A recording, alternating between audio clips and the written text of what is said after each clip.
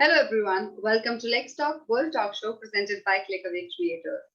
Today we have Mrs. Iram Majid with us. Iram is impaneled as an arbitrator with esteemed Thailand. In her sprawling career of over 17 years, she has been in affiliation with almost all prestigious arbitration centers around the globe. She prides herself with the expertise and skill set that allows her to arbitrate a large range of matters that include commercial and criminal matters as well. When it comes to talking about prestigious arbitration centers that she is affiliated with, the list is really long. So, without any further ado, let me just introduce you to Mrs. Iram Majid. Hello, Iram. How are you? I'm great. How about you? I am good too. Thank you for asking. It's always a pleasure having you, and we're meeting after 8th of April last Yeah. year. Yeah.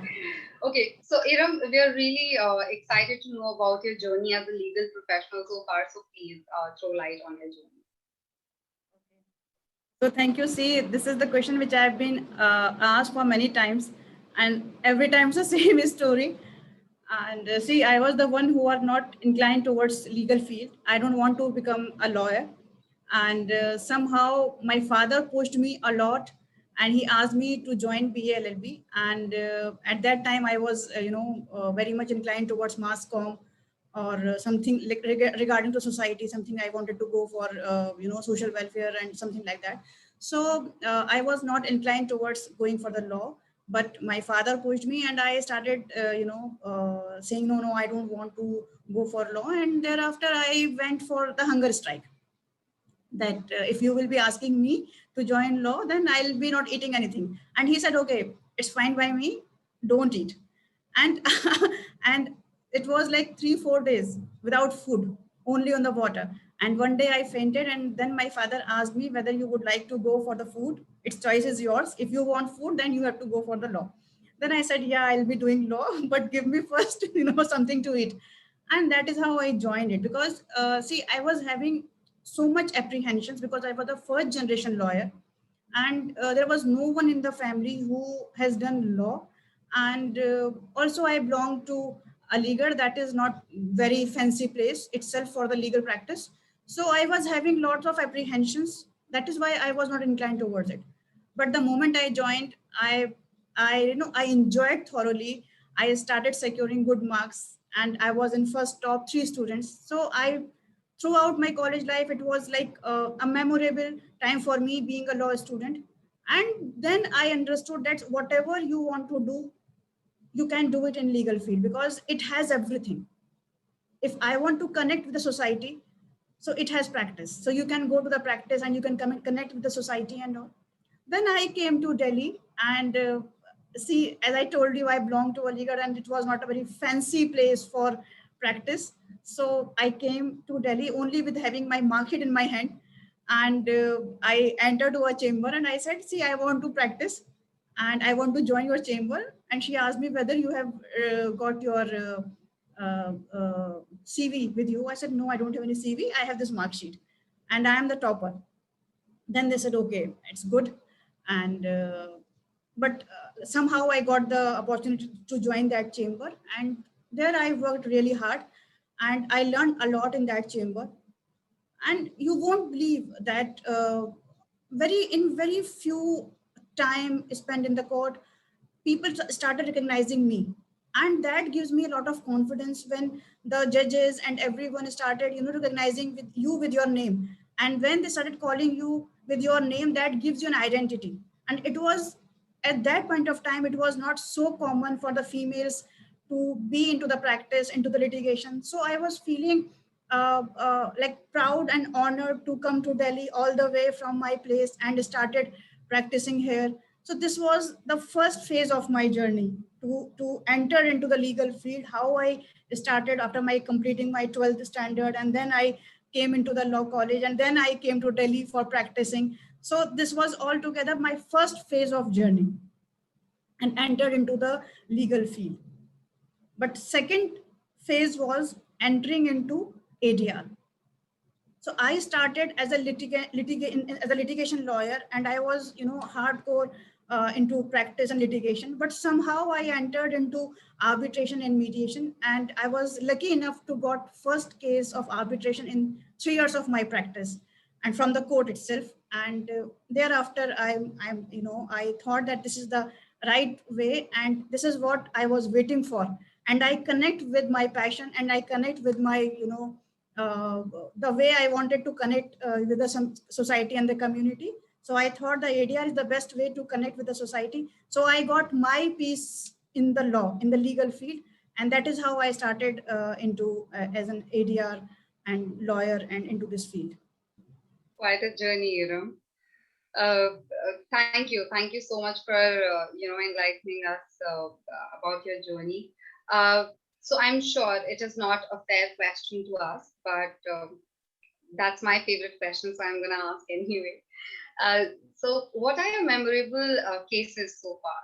Like any key takeaways from a particular case that you might have taken? This is one of the most difficult, because when my clients will be watching this interview, they will be wondering that my case will be the favorite one for the Iram. But see, for the lawyer, every case, either it is a small or big, is very memorable and very big.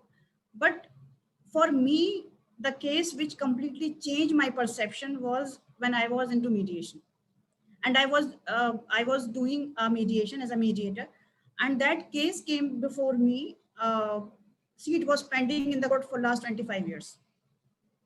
25 years, and the person who has initiated this legal proceeding, they become old, and the husband, this is a matrimonial dispute, and the husband is now at the stage of cancer, last stage of cancer, and he was having mouth cancer, and he was not been able to come to the court also. So I took a special permission and to attend this mediation to his place, and I could understand the agony, the pain of those couple. Either way, like both the couple have a different perception, and they both are desperate to reach to some conclusion. And for last 25 years, they were waiting to get the justice. And within 5-6 meetings, entire case was resolved, and this all the controversy was settled. So that was the case which triggered something in me, and they said that, see, if the community and the people or the society, they want something now, if something, like they are looking for a justice now at this time, at this period of time, if they will not be giving, if they will not be providing by that period of time, and after 25 years, there is no relevance for that. So they have wasted their 25 good years into the controversy, into the fighting, into the conflict, into the dispute, and they were not delivered the justice timely. So what is the purpose of all the laws, rules, procedure, court, all these things when you are bereaved from justice? So that triggered something, and then I thought that why not shift completely into a complete, full-time ADR practitioners, because this is something which I also feel contented. See, one thing I would like to tell here, that until and unless my client is not contented and not satisfied, how will I be satisfied from my work? So my satisfaction level can be judged from the contentment of my client.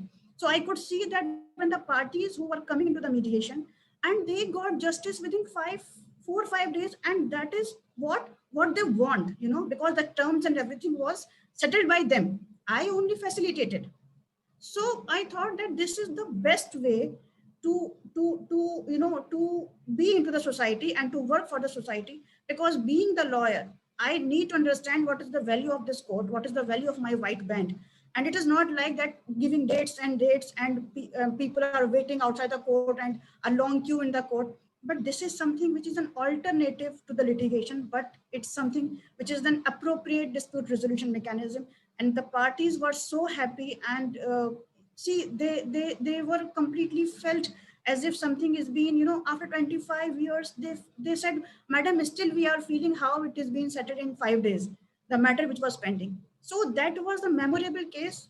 Not I argued that matter, but just because it triggered something, and that leave me from the part-time arbitration and mediation practice, and I shift completely to the full-time. And that is how then I started exploring more into arbitration and mediation. And then I went to Pepperdine, I went to Harvard, and that is how I started working more. And now I'm working with UN as well as a mediator. So that gave me push. That case I cannot forget. Thank you so much, Iram. I'm very sure even your clients must be, when they'll watch it, they'll be really happy to know about this case. So moving on with the mediation part. So how do you look at mediation and arbitration today in 2021, and how do you think it's going to change maybe 5 years down the line? See, when I started, I told you that I got first case in 3 years of my practice. So far, if I see 2021, it's a complete shift in the practice, complete shift into, the professionalism. And I must say that now we are moving toward institutionalization of arbitration and mediation. See, I do not know how many of in the legal field or other fields people must be knowing about that the arbitration and the mediation is something which needs to be institutionalized, right? Then only it will have lots of professionalism. So if we talk about mediation, so mediation is something which is started from institutional itself, because the court has an institutions, all the court annex mediation, they are institutionalized, and we have, very structured process of mediation. So that is how I must say that the mediation entered from the institutional mode, and the arbitration from the ad hoc mode, and now it's moving towards institutional. So by the 2021, I could see that there are many institutions, many organizations who are having with good rules, with good arbitrators and mediators, and the practice is more professional.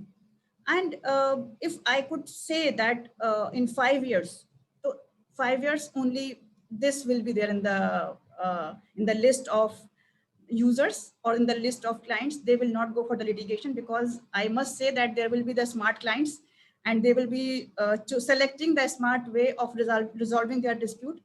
And there will be more professionalism. Like as I told you, that many lawyers are taking this practice as a part-time job, and they are doing arbitration and mediation in the evening. Like when the court is over, like 4 o'clock, 4 to 7, they give the time. But I myself is an example that I'm shifting from a morning till evening. I sit in my center and practice arbitration and mediation since morning till evening. So that is how I feel that many people, there was a shift in the profession, there is a shift in the practice, and there will be not part-time, but it will be the full-time. One thing is there, and another thing which I feel that there will be more institution, and the India will consider to be the hub of institutional arbitration and institutional mediation. And this will be considered as a first option to resolve the dispute, because the parties will not be going for the litigation for the sake of saving their time, saving their money, their peace and everything, and also their relations. So they will be selecting arbitration because it's speedy and fast. They will be selecting mediation because there they can restore their relationships. So I feel that that will be the first option to resolve their dispute. So down the line, there will be many changes. Many youngsters will come, and many colleges will be adopting this practice. Also, they will be coming up with the centers in their college itself. And I think this is the future. This is the future. Thank you so much, Iram. It was really enlightening. I mean, if a layman like me can actually understand what are you trying to say, I'm sure people who will watch this interview will, learn a lot. And thank you so much for sharing such great insights with us. At the same time, we really look forward to having a chat with you again in the future on some other trending topics in the industry. And for our viewers, if you really like this chat with Iram, please like, share, and also subscribe to Clickaway Creators YouTube channel to appreciate what we do. And you have more coming from industry legal leaders like Iram. This is Bharti for Lextalk signing off.